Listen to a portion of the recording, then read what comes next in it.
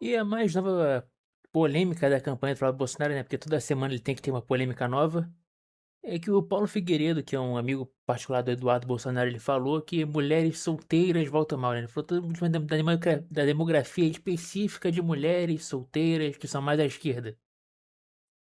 É sobre isso que eu tenho a dizer o seguinte.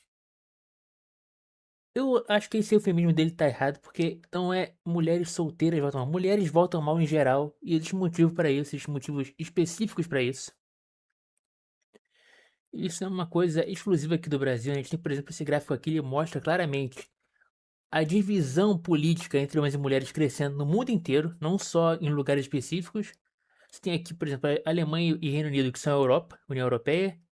Você tem os Estados Unidos, tem a Coreia do Sul, que é na Ásia. São três continentes diferentes, populações com opiniões completamente diferentes, que você percebe nitidamente que essa divisão aumentou de forma muito brusca, né? Você vê aqui que os dados eles vão de, tipo, anos 90 até 2020. Tipo, você percebe que é uma coisa recente, mas que é uma coisa que foi muito rápida e foi muito grande, uma dispersão bem grande.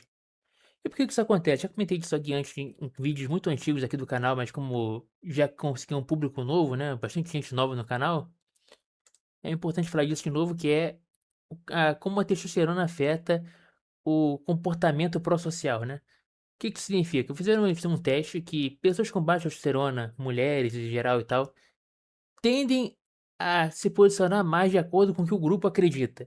Você bota um grupo de pessoas numa sala e só uma pessoa dessas é realmente uma cobaia do experimento.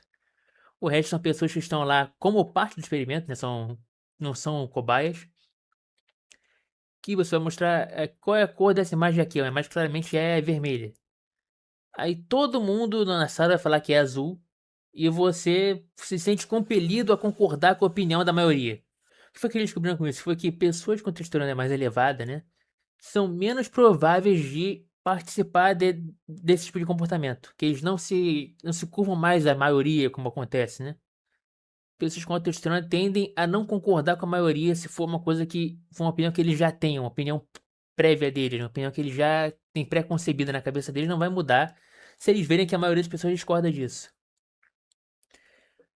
Aí, com todo esse lance do Paulo Figueiredo, da Michelle Bolsonaro, né, ela que começou a dizer, começou a ameaçar que não vai se candidatar mais ao Senado, ameaçando que vai abandonar a política.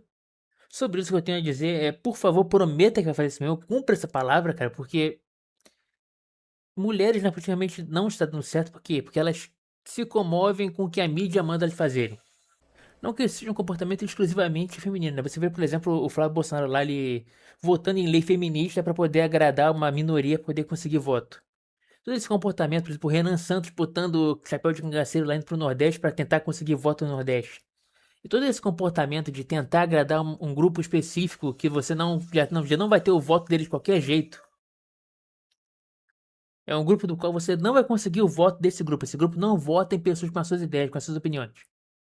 Você se esforçar para tentar conseguir o voto deles é um exercício de futilidade, é uma coisa inútil.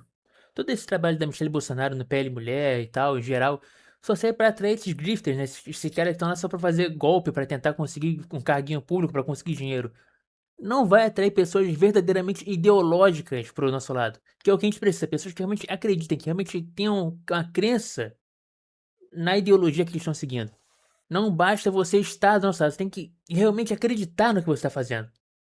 Porque senão a pessoa que não acredita no que faz, ela só tá no nosso lado para nos prejudicar. Quando o Flávio Bolsonaro ele vota em lei feminista, quando o Kim Kataguiri cria lei feminista, quando o Renan Santos veste um chapéu de cangaceiro para ir pro Nordeste pedir voto, tudo isso só serve para afastar a base que você já construiu, para você afastar quem já é seu eleitor, quem já acredita na sua campanha. Que você demonstrando que você não tem fé no que você acredita, que você quer só o voto. Ah, mas eu preciso fazer isso aqui para conseguir voto e chegar no poder. Aí sim eu vou mudar, vou implementar as coisas. Não, você não vai. Quando chegar lá, você vai se curvar de novo a esse grupo que faz tudo que a mídia manda. Porque, para quem não sabe, como eu falei, esse negócio do comportamento pró-social, as pessoas elas são influenciáveis. Então, quando elas veem uma opinião na mídia sendo divulgada como a correta, elas passam a acreditar que não, realmente isso aqui deve ser a correta. Porque a mídia tá falando, então é a maioria que pensa isso. E é essas pessoas, esses grupos que a gente tem que evitar, esses grupos que realmente acreditam em tudo que a mídia fala, porque é a opinião da maioria, a gente tem que seguir. A gente não pode se deixar guiar pela nossa posição. Todos os políticos que vão se guiando pelo que a oposição manda eles fazerem, eles não são os caras que deveriam estar lá, eles não são os caras que a gente tem que votar.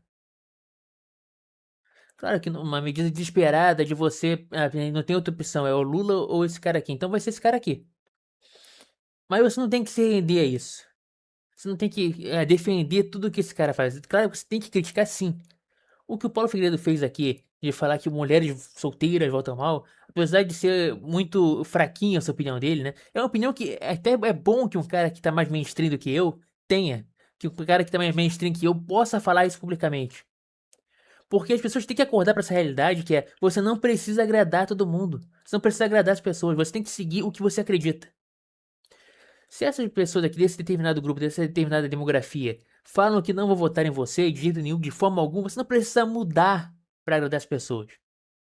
Você tem que provar que você está certo, fazer o seu governo do que você tem que fazer a sua campanha, usar para falar mal do seu adversário quando ele estiver no poder. E essa, particularmente, é a minha opinião sobre isso, cara. É o que eu queria para falar sobre isso no vídeo de hoje. Muito obrigado quem assistiu até aqui. Se você tem alguma coisa para acrescentar, por favor, os comentários sempre abertos. Se você tem uma coisa para criticar, também tá lá. Se você puder deixar o seu like, ou se você não gostou, deixar o seu dislike, seria muito bem-vindo também. Aqui em cima a gente tem o nosso Live Pix para você fazer doações aqui pro canal. Lembrando que o nosso canal ainda não está monetizado, porque infelizmente a gente não conseguiu ainda o número de visualizações necessárias para conseguir monetizar. Então se puder compartilhar esse vídeo com algum amigo seu, puder comentar, tudo que você puder fazer para divulgar o nosso vídeo, é muito bem-vindo, muito obrigado.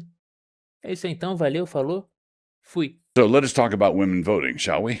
Back in the bad old days, before the 19th Amendment, the men were considered to be the heads of their households and represented their families at the ballot box. So what happened when their wives were granted suffrage?